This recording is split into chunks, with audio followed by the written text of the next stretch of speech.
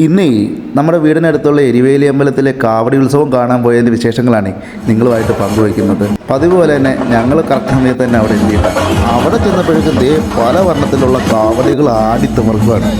അതിന് കൊഴുപ്പ് വരാനായിട്ട് നല്ല അടിപൊളി ചെണ്ടമേളവും മ്യാസിക്കുകളും അതൊക്കെ കേട്ടപ്പോഴത്തേക്കും നമ്മുടെ ജോനുകുട്ടന് വെറുതെ ഇരിക്കാൻ പറ്റില്ല.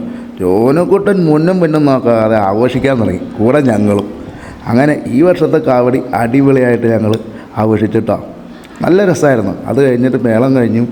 മേളത്തിന് ശേഷം നമ്മുടെ പിള്ളേരുടെ അടിപൊളി ഒരു നാസിക് ഡോളും ഉണ്ടായിരുന്നു. അതെല്ലാം ആസ്വദിച്ച് ഞങ്ങൾ പതിവ് പോലെ കുറച്ച് നേരം അവിടെ നിന്ന് കാഴ്ചകളൊക്കെ കണ്ട് വീട്ടിലേക്ക് പോകുന്നുണ്ടോ. അപ്പോൾ പോരുന്ന വഴിക്ക് നല്ല വിശപ്പ്. എങ്കിൽ പിന്നെ എന്തെങ്കിലും കഴിച്ചിട്ടാവാം വീട്ടിലേക്കുള്ള യാത്ര എന്ന് വെച്ച് നമ്മുടെ വീടിനടുത്തുള്ള തട്ടുകടയിൽ കയറിയിട്ടോ.